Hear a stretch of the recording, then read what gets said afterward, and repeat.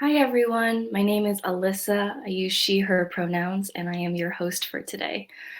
For today's session, we have Caverly Morgan. Caverly is the founder of Presence Collective, a community of diverse teachers and practitioners from diverse wisdom traditions and backgrounds, all dedicated to personal liberation, collective liberation, and social justice. She is also the founder of Peace in Schools, a nonprofit that created the first 4-credit mindfulness course in public high schools. She will be guiding us through a meditation today, about 30 minutes. And then if there's time at the end, we'll be having a Q&A.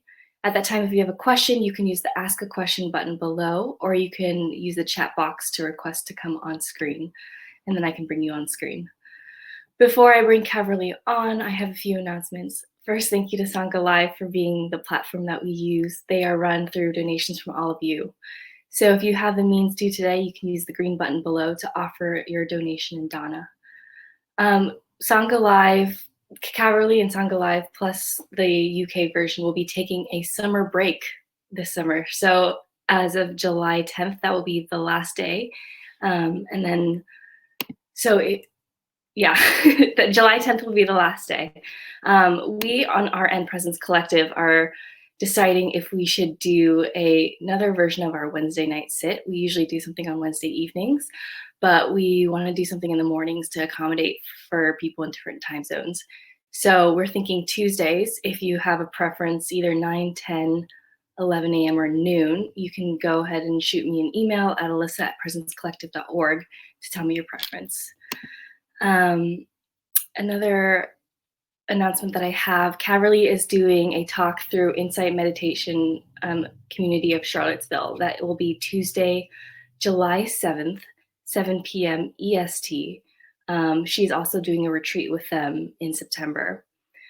Another announcement that I have is that Latifa Till, who is part of the Presence Collective, will be giving a talk this Thursday, 2 p.m.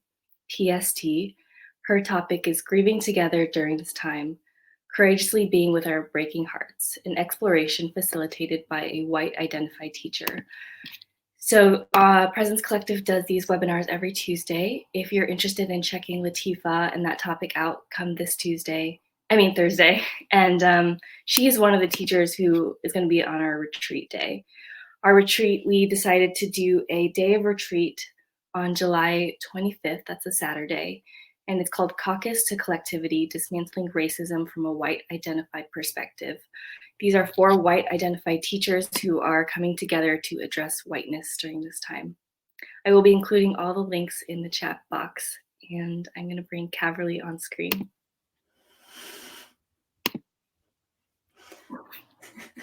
Alyssa, thank you. I'm so grateful you're here. Appreciate you so much. Thank you.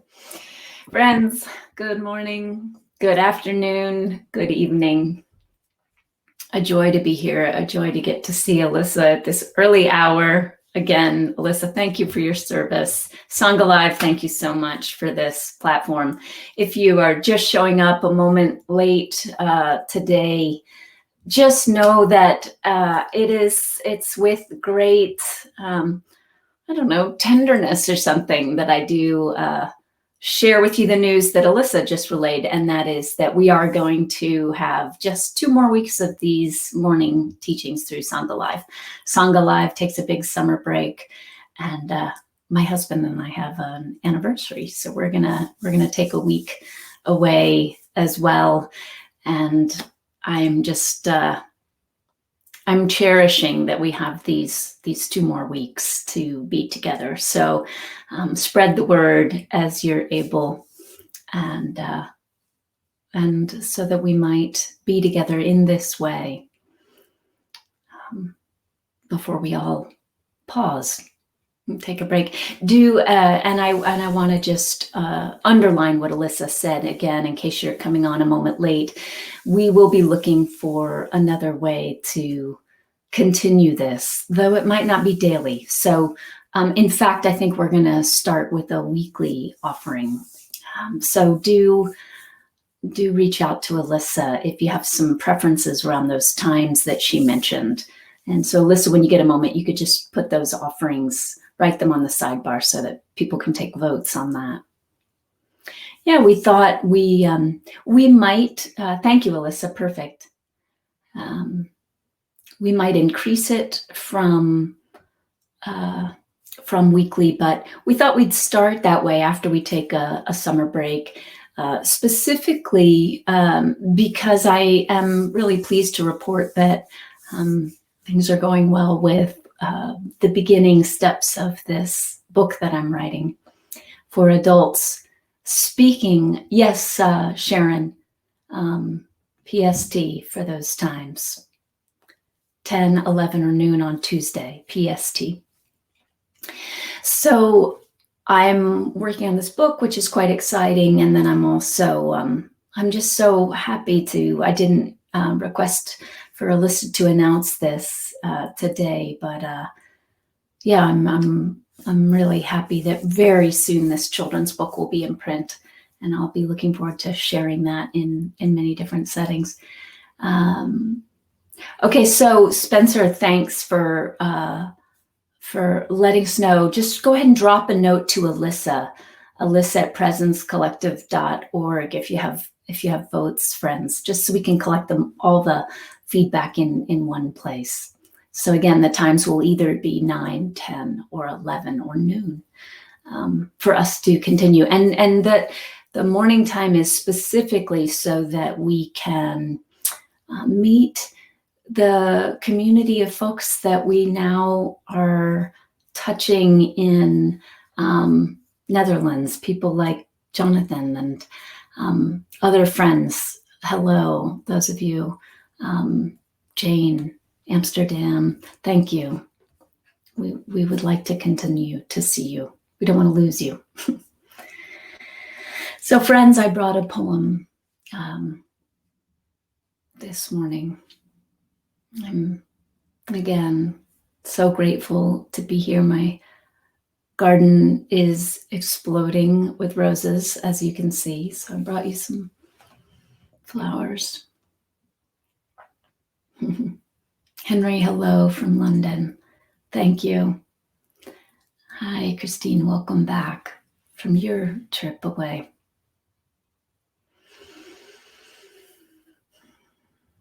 So let's sit together for half an hour. Again, I brought a poem. And before we sit, just noticing the body, listening to the body, looking to see if there's any adjustment you want to make. Hello from Lisbon. Hi, Peter. Hi, Charlie. All right. Spencer, thanks so much. Even though the book is not officially published, can you still read some excerpts in your meditations? Thank you, Spencer. I'll look through to see whether there's anything that would be a nice touch-in for this setting. Appreciate that, Spencer. Hi, Kiki from Granada. You'll appreciate, Kiki, if you're just arriving, scroll up and check out these times that we're going to be moving to. In the beginning, a weekly gathering for everyone on this call. And we'd love to hear from you. Those of you not in the United States, I had a feeling you might be excited, Kiki, because it's not going to be as late as our Wednesday night class, which you've been so dedicated to, and it's so late for you.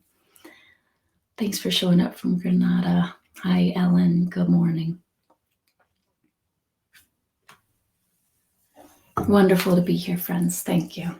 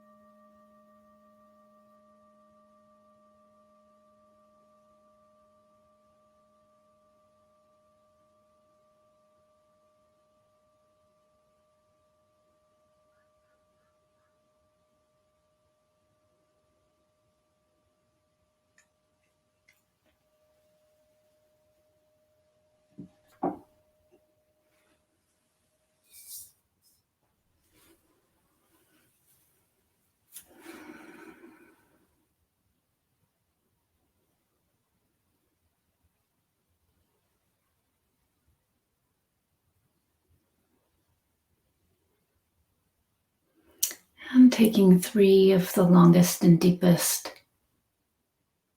inhalations and exhalations you've taken yet today as I pull up our poem for this morning.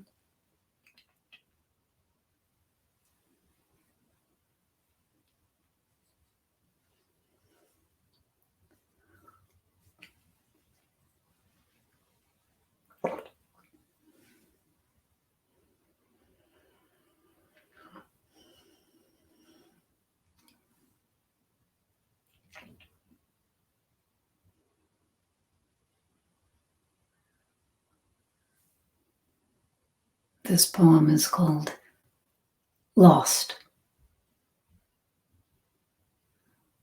David Wagoner.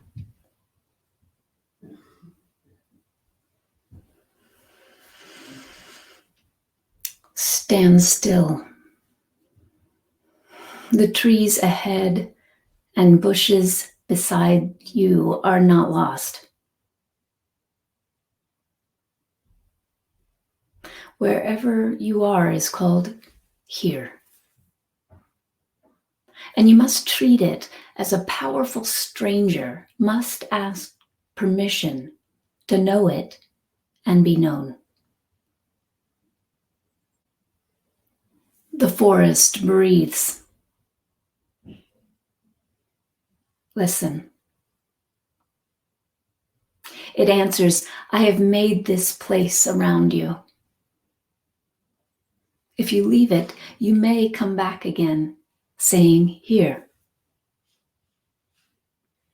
No 2 trees are the same to raven. No 2 branches are the same to wren. If what a tree or a bush does is lost on you, you are surely lost. Stand still. The forest knows where you are. You must let it find you.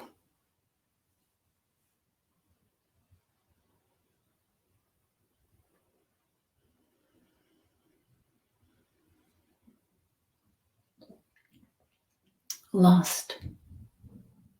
Stand still. The trees ahead and bushes beside you are not lost. Wherever you are is called here, and you must treat it as a powerful stranger, must ask permission to know it and be known. The forest breathes. Listen. It answers, I have made this place around you. If you leave it, you may come back again, saying, here. No 2 trees are the same to raven. No 2 branches are the same to wren. If what a tree or a bush does is lost on you, you are surely lost. Stand still. The forest knows where you are. You must let it find you.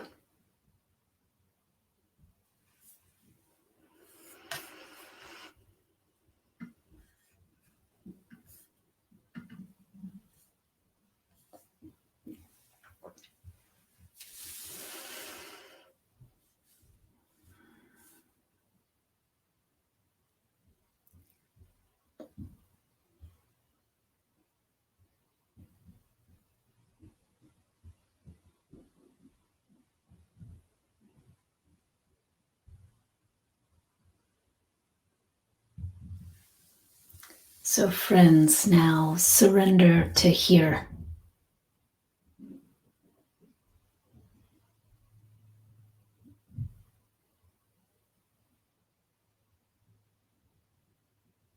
Here with a capital H.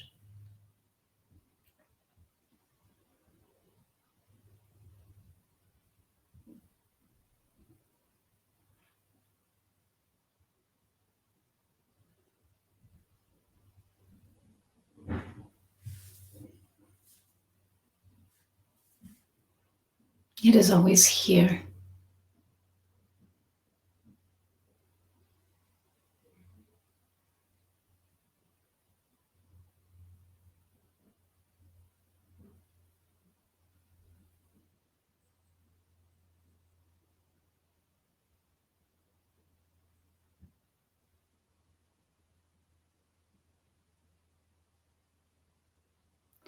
It is always now.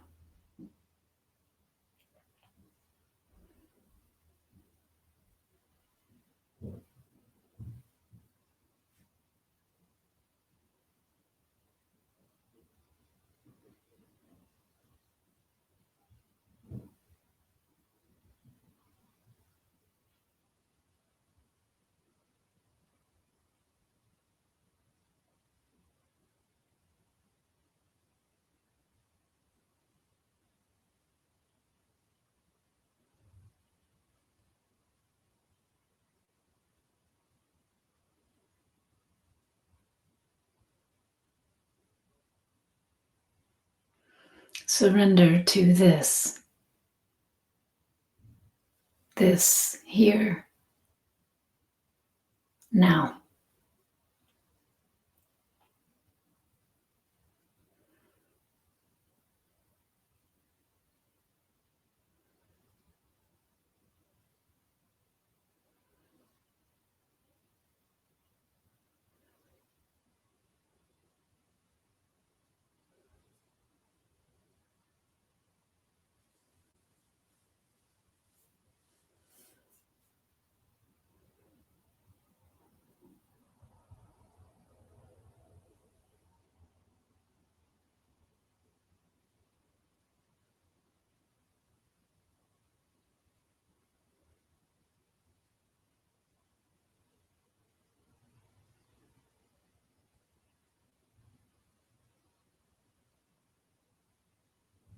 No matter what's arising today in the conditioned mind, no matter how compelling the stories, the narratives, the worries, the regrets,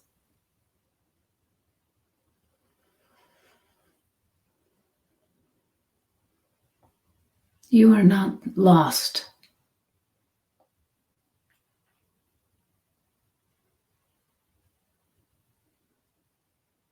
You are here.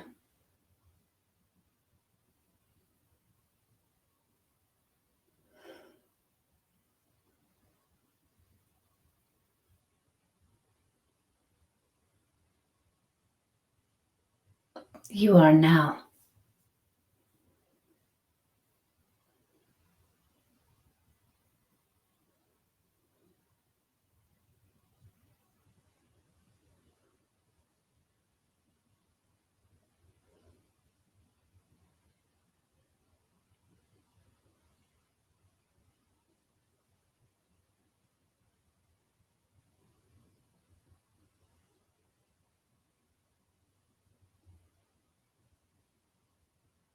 How could you take a step closer to yourself?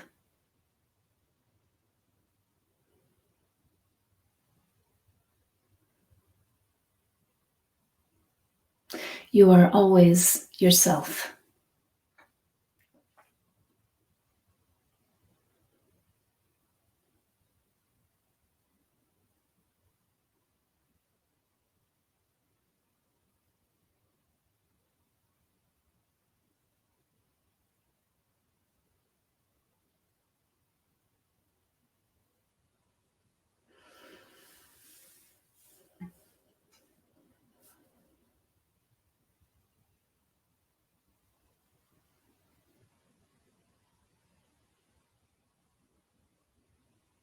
When we're identified with the conditioned mind, it feels as though we leave ourself.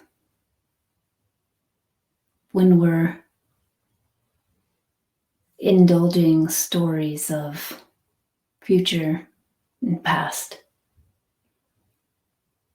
regret, worry, planning,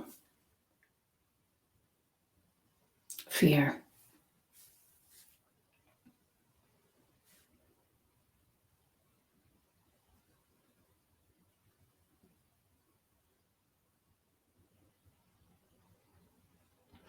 But we don't need to stress over the recognition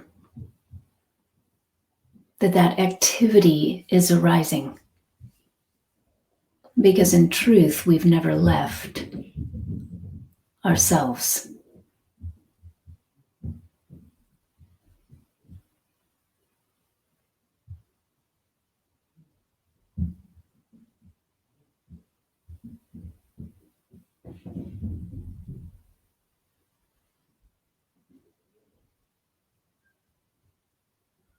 that activity arises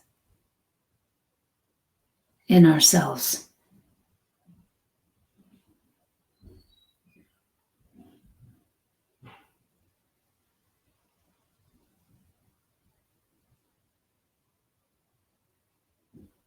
Not the self who has a birth date and a death date.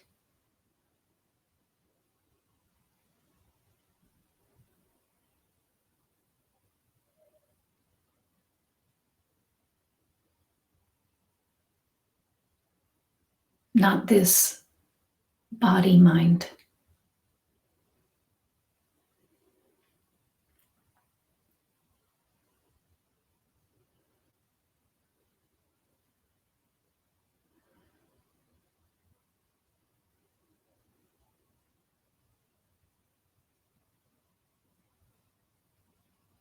But our true nature.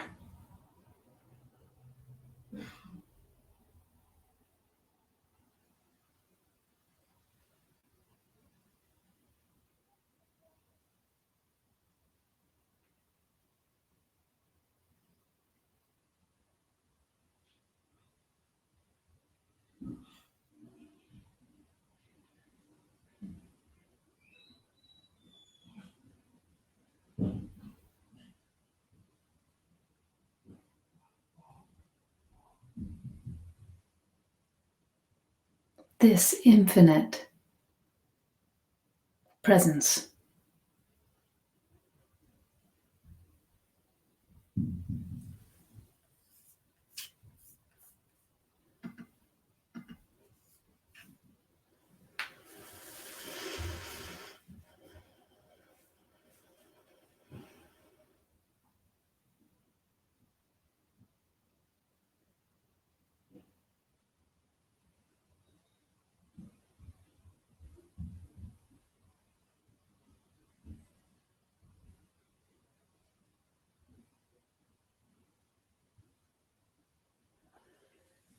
This open, luminous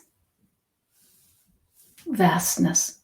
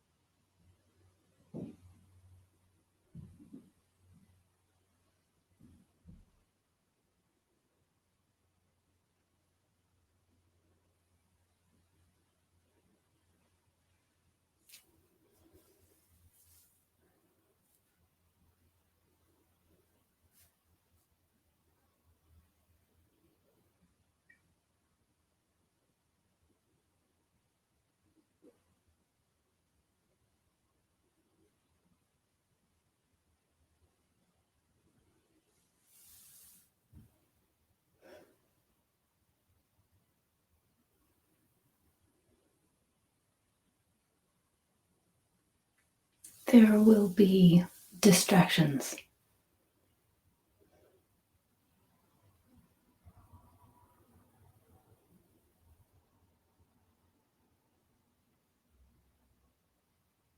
Recognize these distractions as modulations of consciousness in the same open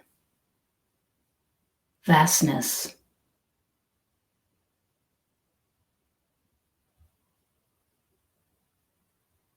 that is you.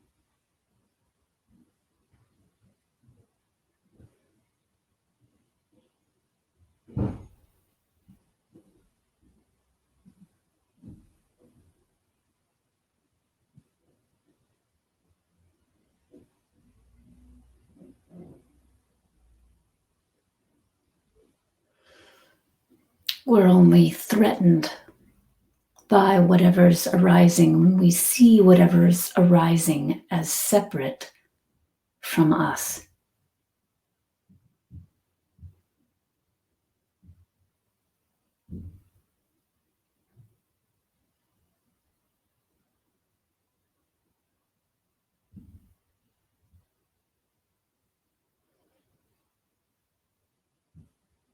When you recognize what's arising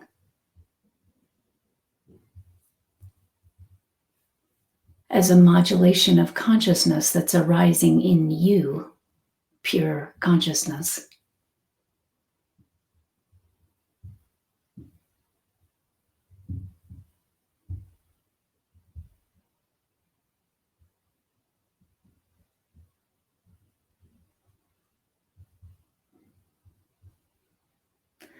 there becomes no need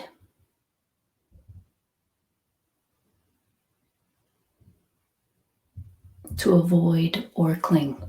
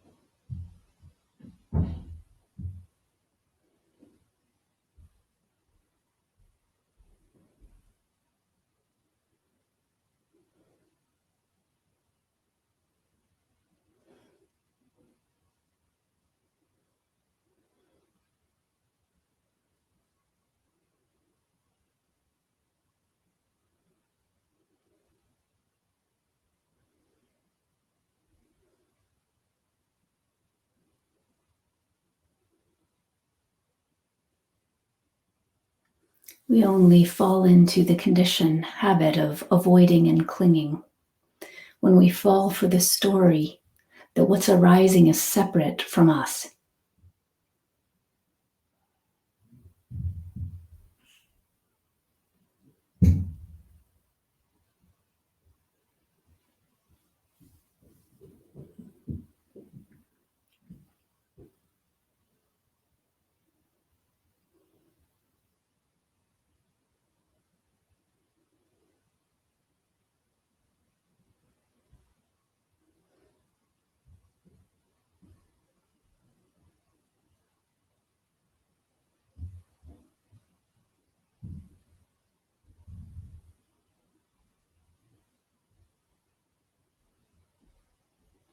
We only struggle to return to here and now,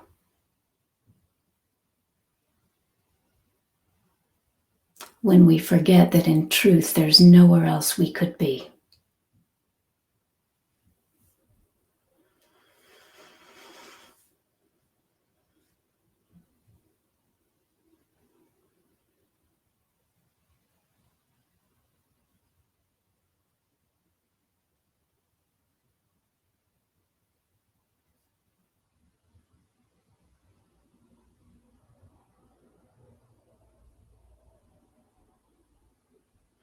In truth, you are never lost.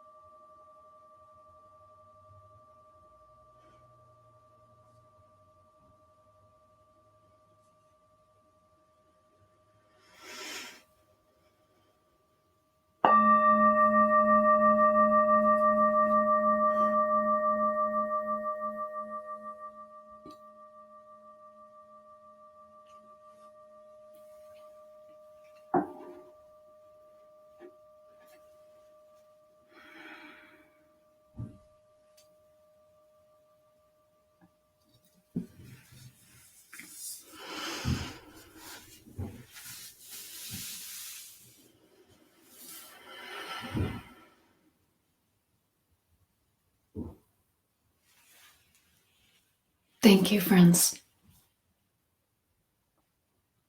Thank you so much for your presence.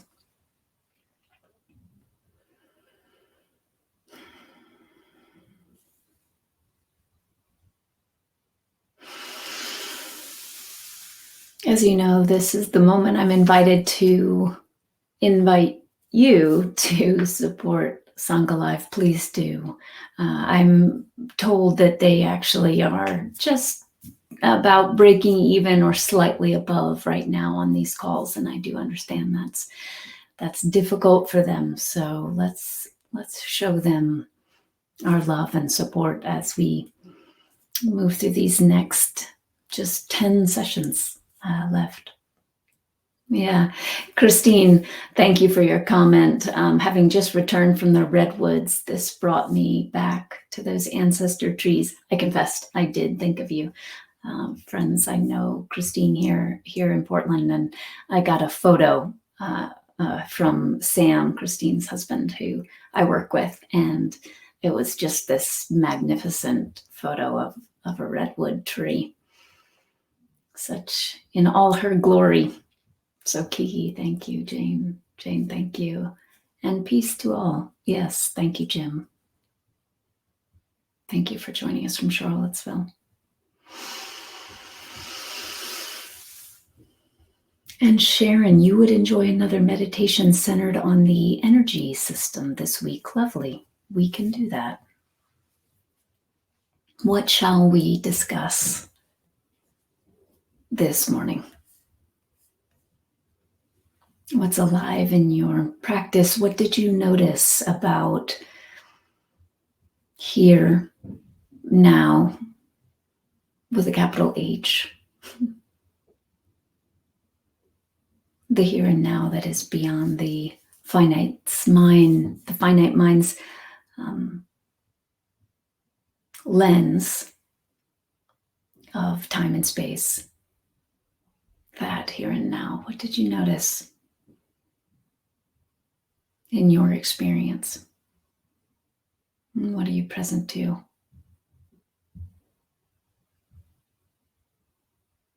What's here?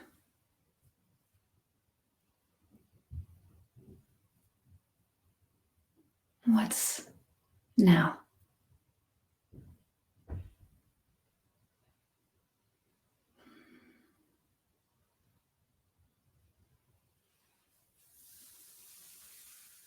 Spaciousness, Jane.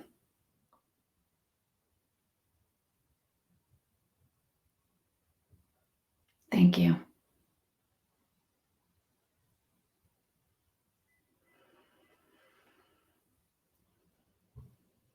Nikki, what's alive? Spaciousness and choosing positivity. Thank you.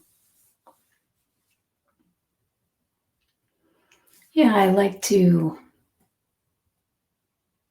sometimes engage in conversation about the way in which we're conditioned to think that we create spaciousness.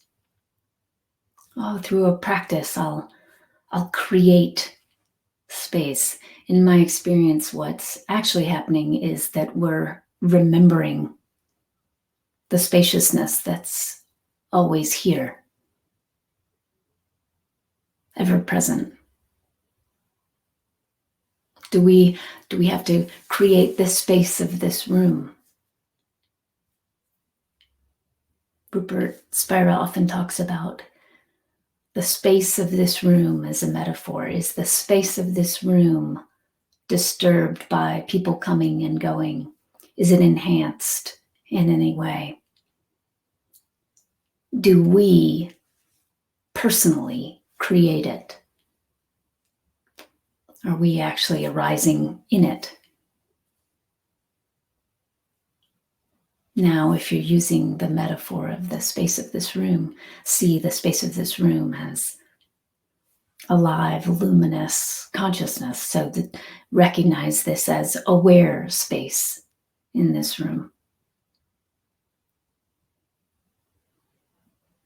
In this aware space, Is there anything that we have to avoid or cling to?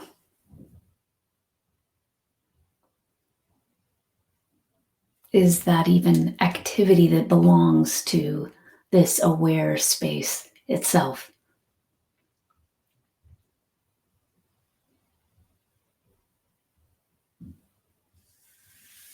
Thank you.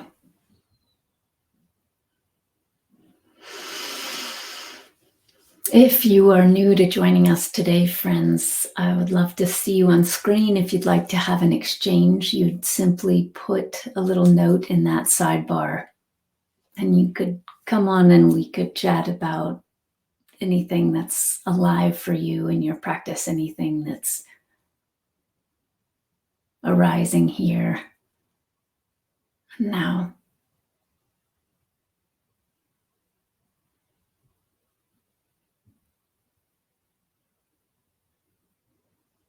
It'd be interesting, Nikki, to hear a little bit more about choosing positivity. How's that manifesting in your life? What are you noticing about choosing positivity?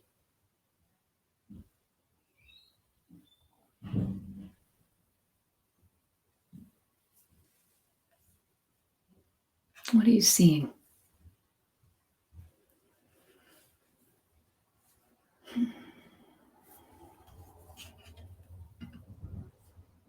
Thank you, Sharon, for your question in the question box now. I continue to have difficulty disidentifying from what I call mood states.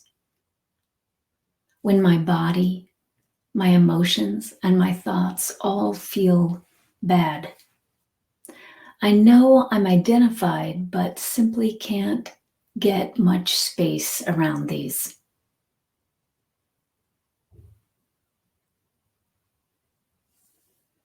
Sharon, you said, I just asked a question about sort of the same thing from the other angle. Yes. Sharon, let me know. I know you have come on before. If you'd like to come on, it would be great to have you. So do come on if you're able. In the meantime, I'll begin responding. But Alyssa, please bring Sharon on at any point in time if you're able to do that.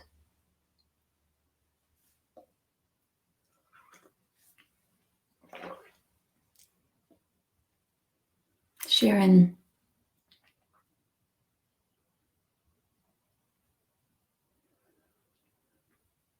it would be interesting to explore, to look and see.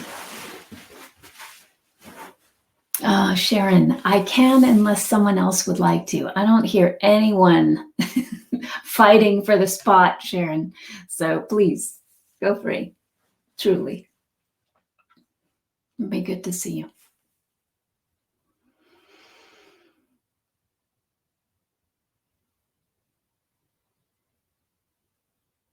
It would be interesting. Again, Sharon, I'm just going to begin responding. Then if you can come on so that I can hear a little more about your experience, wonderful. It'd be helpful to look to see how your conditioned system is wired to take these quote unquote mood states personally. Perfect. Hello, Sharon. I'm so glad that worked. Hello. Great to see you. Great to see you too, Caverly. Yeah. So this is kind of one of the similar questions that I always ask, but I get so identified with this state, and I know it, and I do everything I can to not do, and it just sticks and sticks and sticks and sticks, and I end up having to do something to get away from it, to avoid it. Mm-hmm. And how's that working for you? No, it doesn't work very all always comes back. You know, distractions have been a practice that I have been taught to use and have used for these kinds of states. But you know, obviously, it's not permanent. It doesn't give any kind of real relief. Well, it's really striking to me that you just recognized that this isn't permanent. So you recognize that the conditioned pattern of avoidance or pushing away or distraction isn't sustainable. It's impermanent. So is this, your initial question when you wrote it in, used the term mood state. So is this mood state. But it sounds to me that that's less available to you. The remembrance of that is less available to you when you're in the middle of it, when, as you said, you're identified with it. I do remember it. It's just so incredibly unpleasant. I can't be very accepting of it. I just am constantly trying to talk myself into letting it be, into, you know, opening some space, into recognizing who I really am. And then I just go, woo! Mm-hmm. What's unpleasant about it? Well, it like I said in my question, it seems to just affect everything. It didn't happen to me today. Mm-hmm. I actually, you know, feel fairly balanced today. But sometimes my body is tense. I have very unpleasant sensations that move up and down my body. I have irritability, sadness, anger, negative tinged thoughts, even colored thoughts, like dark colors and that kind of thing. And it just seems to be throughout my whole being. Yeah. Sharon, how are you able to report all that to me?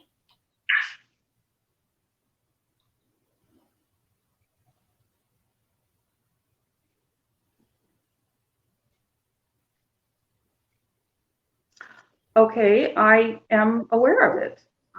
I, who's not identified, obviously can see that I'm identified. Yeah. Yeah, our conditioned habit is very deep to focus on these objects of experience, whatever's arising, the sadness, the dark thoughts, to focus on that experience. And then in that focusing, as you can see, as you're describing, you become an I that's in relationship with what's arising, and you don't like it, you want to change it, you find it quote unquote unpleasant.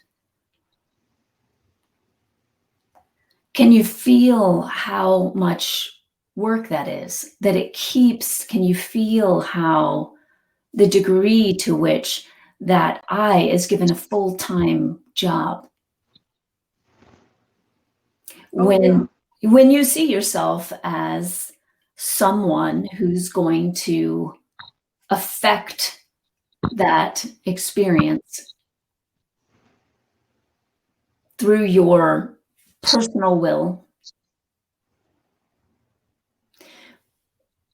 what changes, Sharon, when you attend to the awareness itself? You could do it right now with whatever's arising, with whatever's here. Well, that's just it. I can do it right now. Yes. Well, yesterday I couldn't. Yes. When the charge is particularly strong, it can feel more challenging.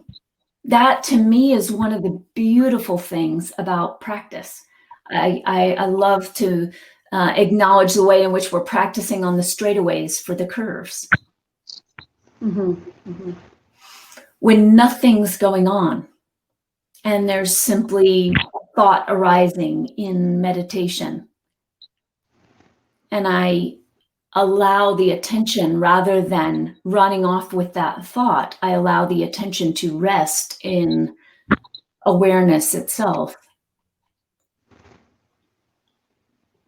it becomes easier and easier to do that when the thought is really compelling, has emotional charge, body sensation is attached to it, and I'm suddenly constricted physically. Is there any utility in actually sitting in meditation and choosing to go to some of these thoughts and sitting with them when they're not arising by themselves?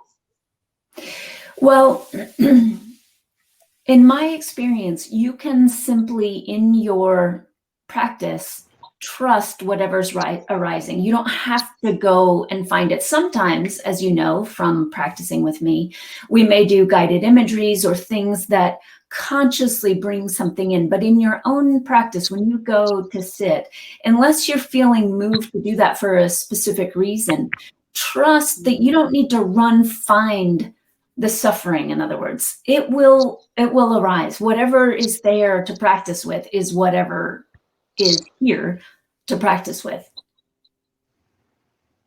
Okay. What's important, Sharon, about this exchange is, what is the practice? So how would you describe it? What is the practice? What is the next time you feel dark thoughts arising? What's available to you?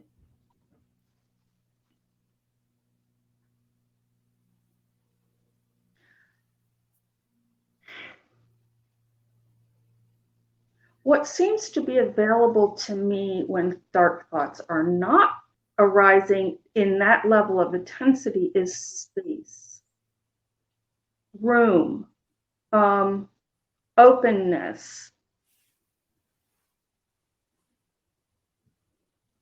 Yes. But when I am that constricted, that space just doesn't seem to exist. Yes, again, go back. Yeah. Oh, sorry. Oh, no, that's I was just going to recognize very much that I go back and forth between a more expanded state and a constricted state, and that's the way life is. Well, again, do you go back and forth? Or does it feel like there's a going back and forth because you're identified with what's arising in the open space rather than recognizing yourself as the open space? So does the open, aware space of this room actually expand and contract? What a wonderful question. Well, no. But what happens is we identify with what's arising, and then it feels as though we are that which is contracting. It feels as though we're limited and finite. Yeah.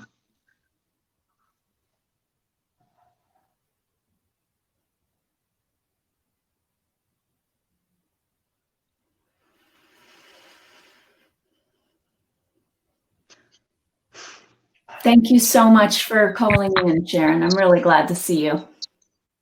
You too. Thank you. So John and Nancy, we're just about at our time, but I would like to read the notes that have come in. John and Nancy, I can rest with the past, but I find I dwell in the future a lot.